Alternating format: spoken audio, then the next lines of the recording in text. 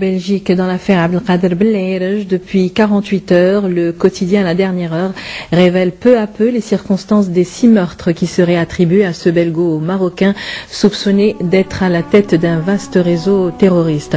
Une seule photo de lui avait été publiée jusqu'à aujourd'hui dans les médias. Que ce soit celui du bibliothécaire, que ce soit celui du chauffeur égyptien de l'ambassade d'Arabie Saoudite ou les 3 autres, ce sont des meurtres que j'ai suivis et qui ont tous été classés à l'époque sans suite.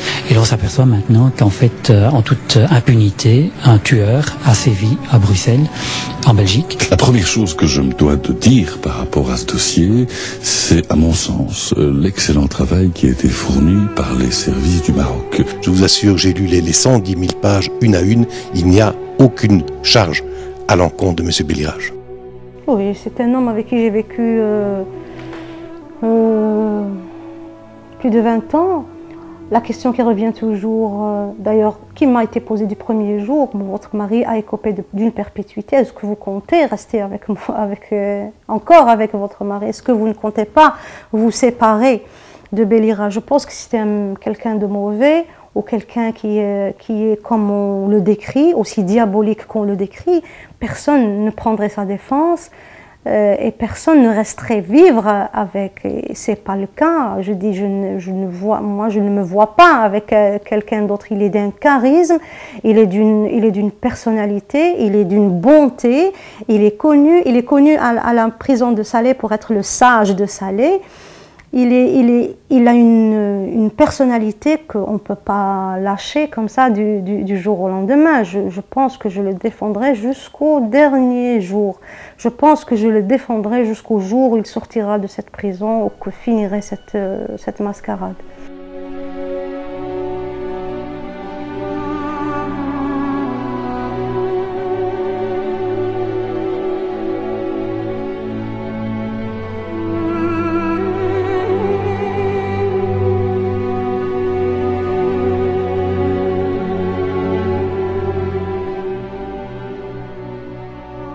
Oui, pour moi, il est innocent. Je ne défendrai pas quelqu'un qui aurait commis 6 meurtres. Oui, je suis plus que convaincue qu'il n'a rien à voir avec... J'ai vécu avec cet homme. Il était tous les jours ici. Il lisait énormément. Il emmenait et ramenait ses enfants à l'école. Je trouve... Non, je ne croirai jamais à toutes ces accusations, je ne croirai jamais. J'ai toujours dit, et du premier jour, que c'était du vrai délire. Ça se confirme de jour en jour, c'est du délire. Les Marocains eux-mêmes reconnaissent qu'ils se sont gourés sur ce dossier. Le président de la DST sait qu'il s'est gouré sur cette affaire. C'est juste un bras de fer, et c'est juste qu'on n'arrive pas à reconnaître. D'ailleurs, j'ai dit et je l'ai mentionné, le procureur du roi du tribunal de Rabat est venu lui dire: nous nous faisons ridiculiser, quasi insulter pour ce dossier. Monsieur Belleraj, qui est mon client depuis 2008, a été condamné ici au Maroc, a obtenu la perpétuité, et d'un autre côté, à Bruxelles, il y a une enquête qui s'est faite. Une enquête qui s'est faite par des juges belges, avec des enquêteurs belges qui sont venus ici en Maroc pendant 5 ans, et qui vient de se conclure maintenant. Nous avons une plaidoirie qui va se faire le 20 novembre, et la conclusion du parquet fédéral est le non-lieu, à savoir qu'il n'y a aucune charge à l'encontre de M. Belleraj. Donc vous avez le même procès à peu près pour les mêmes faits. D'un côté, vous avez une condamnation, de l'autre côté, vous avez un acquittement, en tout cas un non-lieu, qui serait prononcé pour M. Belleraj. Alors il y a d'autres choses pour lesquelles je venais. En réalité, je viens pour voir mon client. Vous savez que je suis un avocat un peu particulier, puisque ça fait maintenant 6 ans que je suis avocat de M. Belleraj et je ne l'ai jamais vu. J'ai essayé nombre de fois de le voir, et aujourd'hui, on avait l'impression qu'on allait pouvoir le voir, puisqu'on est même entré dans la prison de Meknès. On avait l'autorisation du procureur du roi de Meknès, et puis on nous a dit qu'il fallait revenir le lundi. Nous sommes rentrés le lundi, nous avons été reçus par le procureur du roi, il m'a demandé mon attestation, et puis il l'a mis dans la poche. Ce qui est quand même assez extraordinaire, entre la relation entre un avocat et un procureur. On vous demande de présenter un document, et puis on le met en poche. Ça ne va pas, évidemment. Ça aurait pu être n'importe quel autre. Il avait vraiment un profil de quelqu'un qui était militant, et pas n'importe quel militant. C'est-à-dire, c'était quelqu'un qui qui allait se mettre dans une idéologie ou qui suivait une certaine idéologie. C'est pas le genre d'islamiste très fermé, au contraire, il était très ouvert, il était très, il discutait énormément. Donc c'était un profil qui leur était un peu différent, pas comme les profils dont ils ont ils ont l'habitude avec. Donc je pense que c'était ça. Et puis c'était le jour qu'il ne fallait pas, peut-être qu'il était parti le jour où il ne fallait pas, ou alors la période où il ne fallait pas. Quand on voit qui est-ce qui a été intercepté, quand on voit qu'il y avait des commissaires de police, qu'il y avait des professeurs d'université, qu'il y avait des présidents de partis dans ce groupe où il a été intercepté. Ce groupe qui a été qualifié par les médias en Belgique du fameux réseau terroriste. Il y avait par exemple Mohamed El Marwani qui était le président du parti El Oumma. Il y avait Mustafa Al Mu'tasim qui était le président de Badi Al Hadari. Il y avait mon mari et il y avait aussi des médecins. Il y avait des commissaires de police. Il y avait donc c'est toute une panoplie de personnalités qui n'était pas n'importe laquelle. D'ailleurs, les autorités marocaines se trouvaient dans l'obligation par après de libérer ceux qu'ils ont appelés, eux, les 6 politiciens, entre autres Mohamed Al-Marwani, qui a été jugé et condamné en même temps que mon mari à 28 ans de prison ferme, alors qu'il est pour le moment libre. Mustafa Al-Mu'tasim aussi à 25 ans de prison ferme, qui se trouve maintenant libre. Donc, quand on voit le groupe dans lequel il a été, quand on voit le groupe qui a été intercepté et les différents profils qu'il y a dans ce groupe, on comprend qu'il y avait un but derrière cette arrestation et que cette arrestation devait être instrumentalisée pour arriver à une fin possible. Ce qui a été tout à fait clair par la suite, la fermeture, c'est-à-dire que Hizb al-Umma, le parti al-Umma a été interdit, et même après la libération de son président, il est encore interdit. Le Badi al-Hadari aussi est encore interdit. Je pense qu'il fallait, à ce moment, qu'ils avaient besoin, et je pense que ce sont des pratiques qui sont très courantes au Maroc, créer une nébuleuse, trouver juste pour faire passer un événement ou deux, et puis faire calmer les choses par après. J'avais dit aussi que mon mari rentrait souvent au Maroc, il rentrait en moyenne 2 à 3 fois par an. Je pense que c'est le cas de tous les Marocains. Et puis, par moment, depuis une vingtaine d'années, chaque fois qu'il rentrait, pas tout le temps, mais de temps en temps, il était toujours intercepté 1 jour ou 2 jours, il était toujours entendu 1 jour ou 2 jours, et puis il a été relâché. Il avait compris à ce moment-là que les services marocains voulaient l'utiliser, mais il n'en avait jamais fait cas. Puis, nous avons eu, juste avant le décès de son père, il a reçu la visite, le père Anador, donc mon mari est ici en Belgique, mais le père qui était à Anador a reçu la visite de 2 agents du service marocain, des services secrets marocains, qui lui ont dit explicitement, si ton fils ne veut pas collaborer avec nous, il en aura pour 20 ans. C'est une menace qui a été prise au sérieux de mon beau-père, parce qu'il a pris peur vraiment, mais mon mari n'a vraiment pas fait cas. Il rentrait de nouveau et de nouveau, mais on n'imaginait pas que ça allait être cette histoire qui a été inventée, je vais dire, en toute pièce, ou ce dossier qui a été inventé. D'ailleurs, maintenant, par après, nous voyons comment le dossier s'est complètement déstructuré, comment des gens sont sortis, comment des gens qui ont été condamnés à 28 ans et à 25 ans de prison ferme sont quand même sortis. Donc on voit, et puis mon mari lui-même m'avait dit quand il était à la prison de Salé, il a reçu la visite du procureur de Rabat, celui-là même qui a demandé la condamnation à mort, c'est-à-dire parce qu'au début, on a demandé la peine de mort à mon mari. Celui-là même qui était venu à à la prison, il l'a rencontré pour lui dire nous nous sommes fait ridiculiser avec ce dossier. Donc on voit bien que c'est un dossier tout fait, c'est un dossier tout fabriqué. Et puis je trouve, se demander pourquoi Belirage, pourquoi lui et pourquoi pas quelqu'un d'autre, moi je réponds toujours que c'est que ça aurait pu être quelqu'un d'autre. Ça a été mon mari, mais que ça pourrait être, ça aurait pu être quelqu'un d'autre. Mon mari a eu ce profil, ce charisme d'une personnalité très instruite, très ouverte, et puis qui connaît très bien le Maroc et la Belgique en même temps. C'était un bon profil pour mettre tout dessus, je pense, toutes ces accusations dessus. Il a toujours, il s'est toujours éloigné,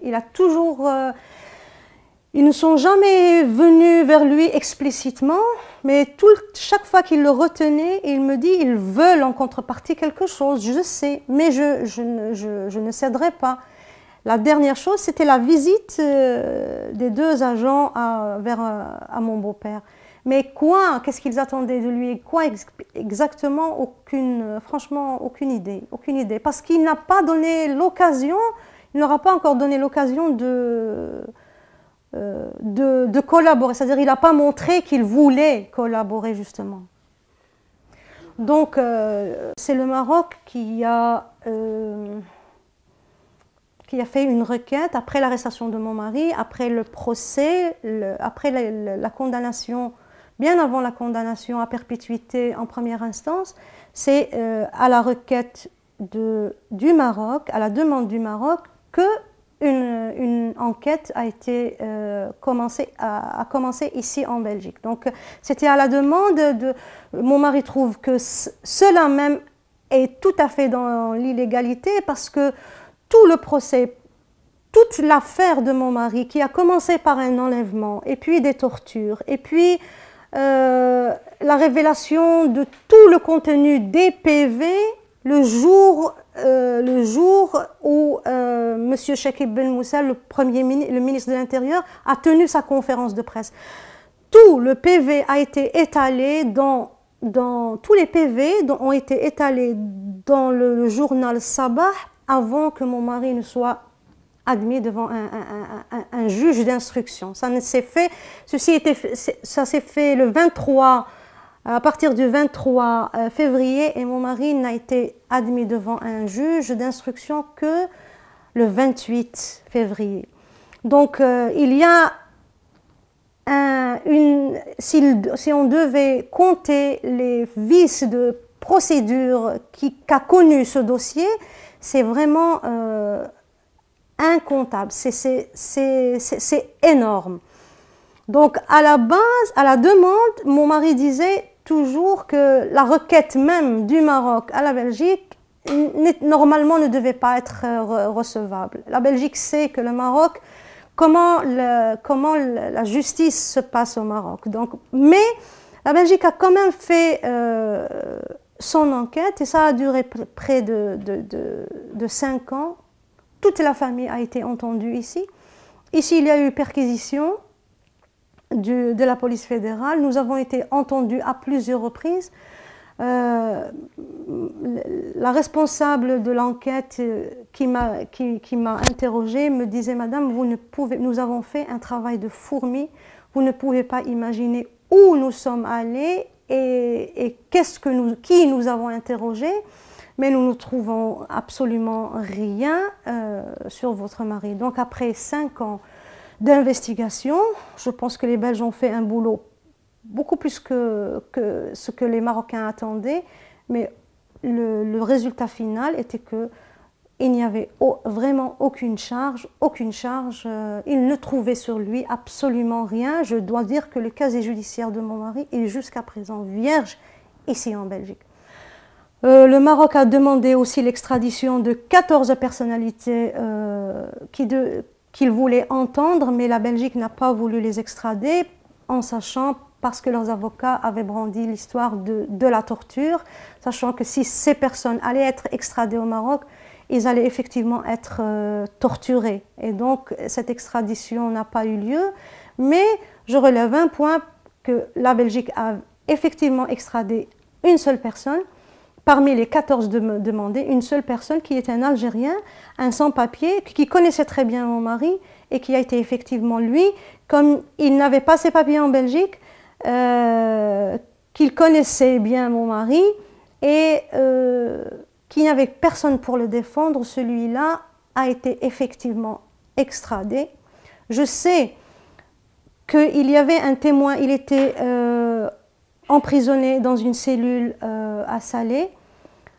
Ce témoin qui partageait sa cellule a dit, et il est prêt à témoigner de ça, il a dit qu'on le prenait le matin, on le prenait le matin sur ses pieds, il sortait sur ses pieds, on le ramenait au soir dans un brancard pendant une dizaine de jours.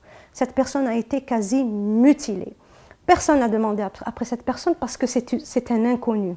Il s'appelle Ben Rabah Ben Yetto. Personne ne le connaît. C'est un vrai inconnu. Quand j'ai demandé à mon avocat, vous pouvez rien faire pour celui-là, il me dit, madame, c'est personne parce qu'il n'a pas de papier. Je pense que c'était une violation flagrante des autorités belges et des autorités marocaines concernant cette personne. Cette personne devait être confrontée avec mon mari, devait être confrontée, et elle a été confrontée une seule fois avec mon mari. La deuxième fois, il devait y avoir une confrontation, comme le juge d'instruction, M. Chentouf à l'époque, a vu qu'il ne pouvait rien tirer de cette personne. Après 10 jours de mutilation, la première confrontation n'a rien donné. Il a téléphoné au directeur de la prison où se trouvait mon mari. Il lui a dit, tu lui diras qu'il n'y aura pas une deuxième confrontation. Cette personne, d'une manière expéditive, a été condamnée à 10 ans de prison. Elle est pour le moment dans la prison de Salé, condamnée à 10 ans de prison. C'est une personne qui ne connaît pas le Maroc, qui n'est jamais rentrée au Maroc, qui n'a personne au Maroc, qui n'a aucune famille au Maroc. C'est quelqu'un qui a fui la période de guerre qui se trouvait en Algérie, qui a fui en réfugié politique ici en Belgique, mais qui a été malheureusement extradé.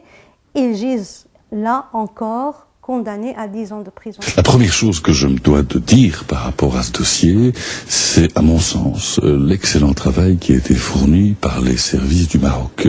Il est clair que compte tenu des éléments qu'on a aujourd'hui, il était utile, à mon sens, de mettre hors d'état de nuire ce personnage qui pourrait être qualifié par la justice, évidemment dans les mois qui viennent, en effet de grave terroriste.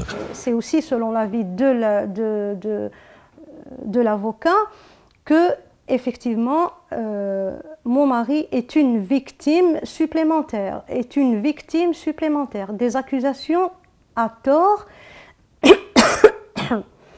qui n'ont trouvé aucune base à la fin. Il reste innocent, aucun chef d'inculpation ne lui a été adressé. Donc pour moi, oui, et même selon l'avocat, nous voulions aussi savoir, même la demande, l'avocat aurait voulu, par exemple, ce qui s'est passé récemment, c'est que pour pouvoir plaider ce 20 novembre, l'avocat devait au moins voir mon mari, chose qui lui a été interdit depuis toujours, depuis le début du procès. Donc il a été au début du procès en 2008, il a essayé, il est resté là-bas 5 jours ou 6 jours, il a essayé par tous les moyens de voir son client, mais ça lui a été refusé.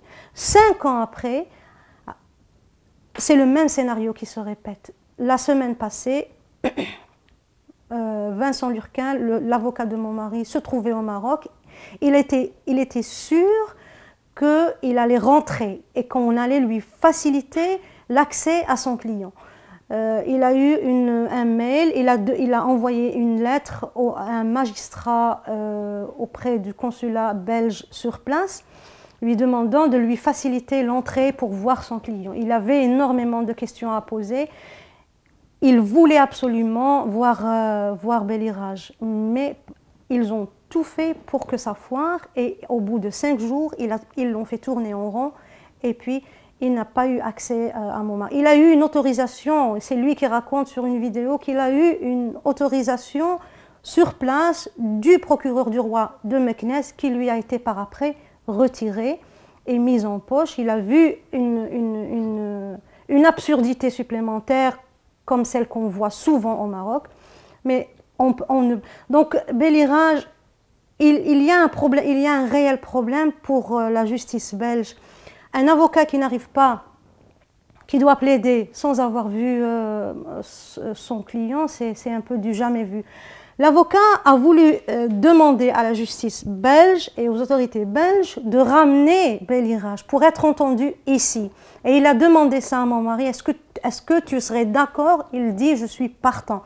Je viendrai et je m'expliquerai. Mais le Maroc ne lâchera jamais Bélirage venir s'expliquer ici. Nous sommes, si simplement l'accès de son avocat n'est pas permis, comment voulez-vous que le Maroc permette que Bélirage vienne s'expliquer ici? Donc on se trouve dans une situation des plus anormales, vu qu'il a été condamné à perpétuité au Maroc, en première instance et en appel. Et maintenant, il a été, pour des faits normalement commis en Belgique, et pour ces faits commis en Belgique, ici, la Belgique le blanchit carrément et demande le non-lieu.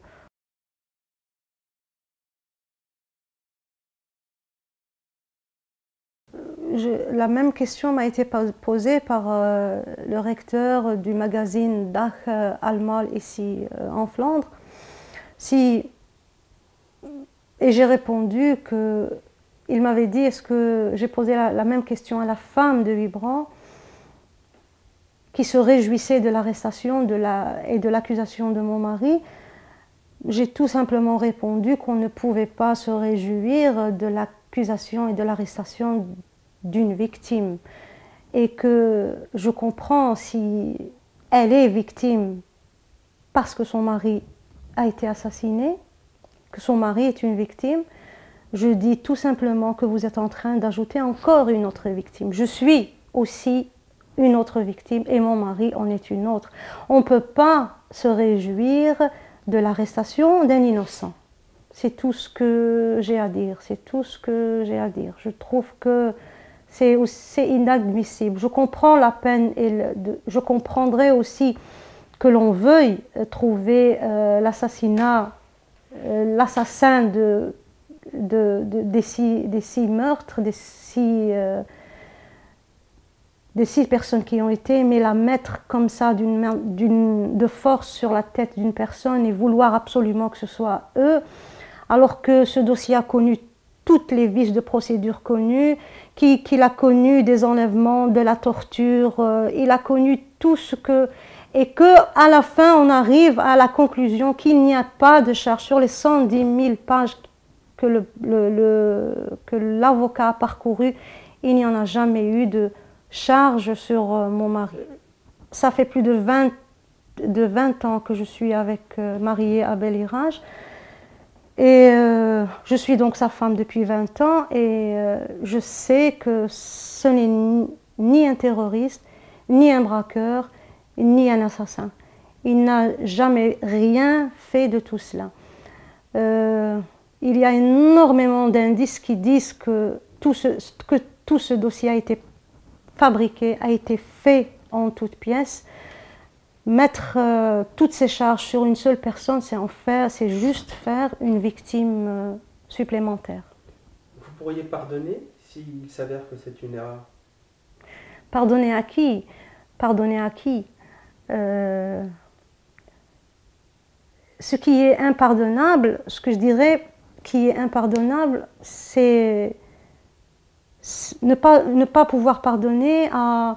Parce que c'est vrai que nous sommes depuis 7 ans, je suis seule avec mes 3 enfants. Le dernier de mes enfants, lors de l'arrestation de mon mari, mon plus jeune avait 4 ans, il en a maintenant 11. Le plus grand avait 10 ans, il en a maintenant 17. C'est une période cruciale dans la vie d'une famille. La présence d'un père était vraiment, elle était nécessaire et elle reste nécessaire. C'est impardonnable, je ne pardonnerai pas à ceux qui ont enlevé, à ceux qui ont torturé, à ceux qui ont fabriqué. Et nous avons reçu les directives royales récentes qui stipulaient que le roi a donné des directives pour mettre un terme à toutes les violences au niveau des prisons, au niveau des arrestations, au niveau des prisons. Toute forme de violence était interdite, toute torture a été interdite. Nous avons bien reçu ce message de la part du roi, mais nous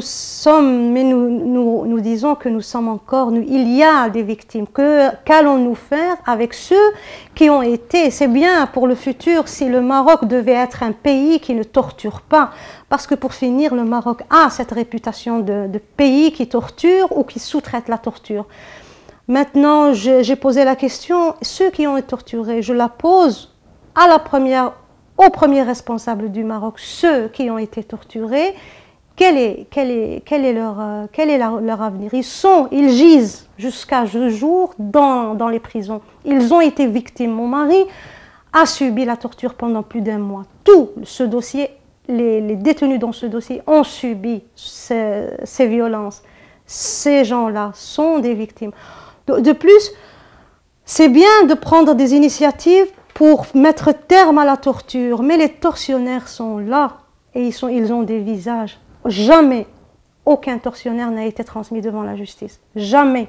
On a entendu qu'un des tortionnaires... Si, je dis que s'il y a torture, s'il y a moyen de torturer une personne, l'enfermer, l'enlever et la torturer, c'est qu'on est là, on le fait en toute impunité. C'est-à-dire, pour moi, les tortionnaires sont protégés. Ils ne peuvent jamais torturer s'il n'y a pas protection, une réelle protection. D'ailleurs, les tortionnaires circulaient dans les tribunaux, étaient présents pendant les jugements. Donc je dis, au moins mettre un tortionnaire, parce qu'ils sont là et ils sont présents et ils ont des visages et ils ont des noms. Tant qu'ils existent, il y aura toujours de la torture. C'est bien de vouloir mettre terme à la torture, mais je trouve qu'il faut prendre des mesures concrètes afin d'éliminer totalement ce fléau du Maroc. Vous connaissez des noms? Il y a eu, quand la commission d'enquête belge est allée interroger mon mari, le guide de la commission d'enquête belge était un des tortionnaires, qui s'appelait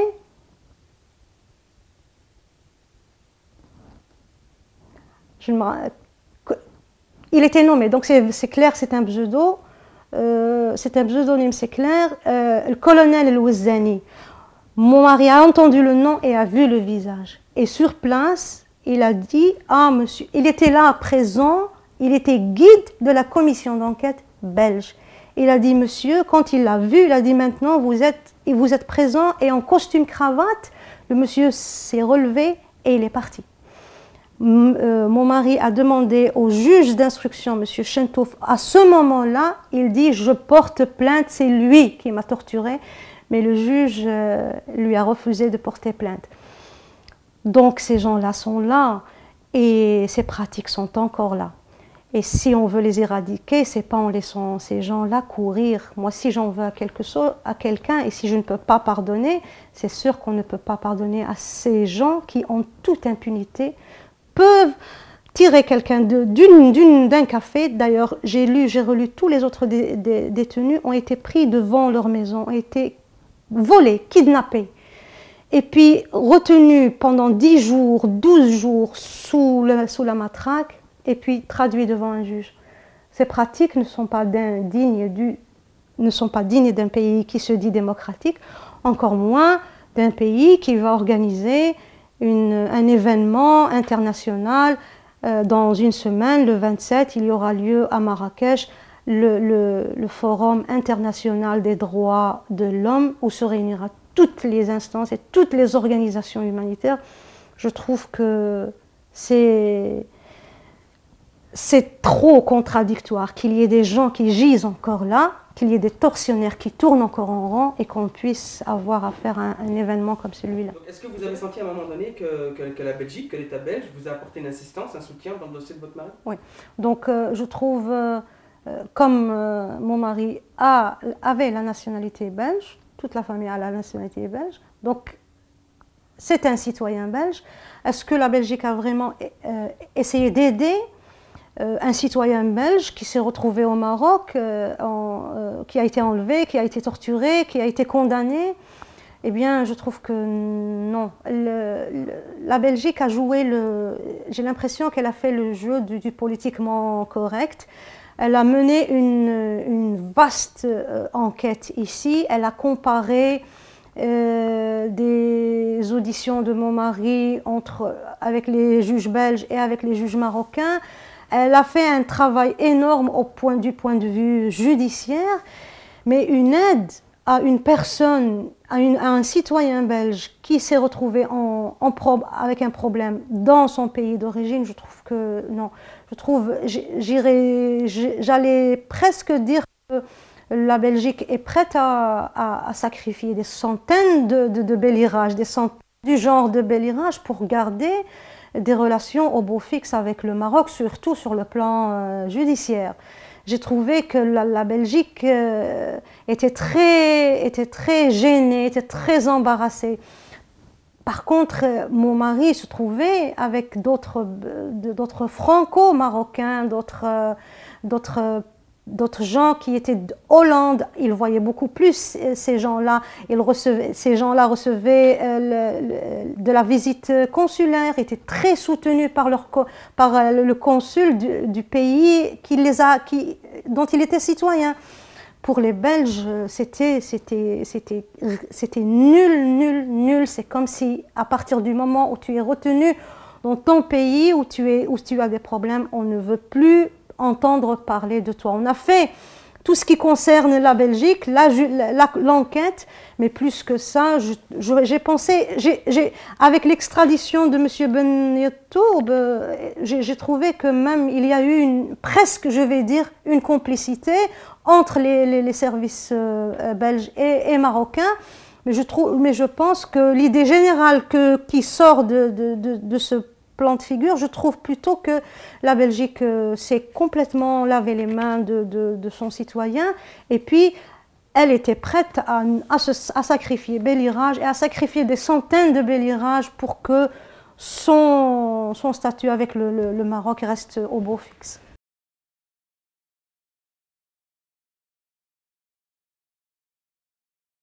Je sais qu'en lui posant la question, il a nié tout. Je sais aussi qu'il y a eu tellement de dires, parce que ce n'était pas que agent des services belges ou agent des services marocains, parce que c'était agent aussi des services français, un agent du Mossad, un agent de l'FBI. Donc on a entendu de tout, et j'ai posé effectivement la question à mon mari. La réponse était, il a nié catégoriquement avoir été un agent quelconque au service de n'importe quel pays. Au Maroc, j'ai trouvé qu'il y a énormément de sympathisants, que l'affaire est très connue, et il y a énormément de compassion pour ces détenus, pour les familles de ces détenus. Soit des organisations humanitaires qui ont essayé d'aider, la MDH a essayé d'aider, pas le CNDH, je ne parle pas des instances qui ont une relation avec le gouvernement, mais les organisations comme l'AMDH, ils ont essayé. Je trouve qu'il y a une atmosphère au Maroc qui est de compassion envers les détenus et envers les familles des détenus. Par exemple, si je devais parler seulement des journalistes, ils compatissaient énormément dans ces affaires, pour la simple raison qu'ils sont sur place et qu'ils connaissent à quoi ressemble la justice. Ce n'est pas un cas ni deux cas, c'est des centaines de milliers de cas. Ils connaissent ça très bien, ils connaissent la justice marocaine, ils connaissent que c'est une machine à broyer les êtres humains.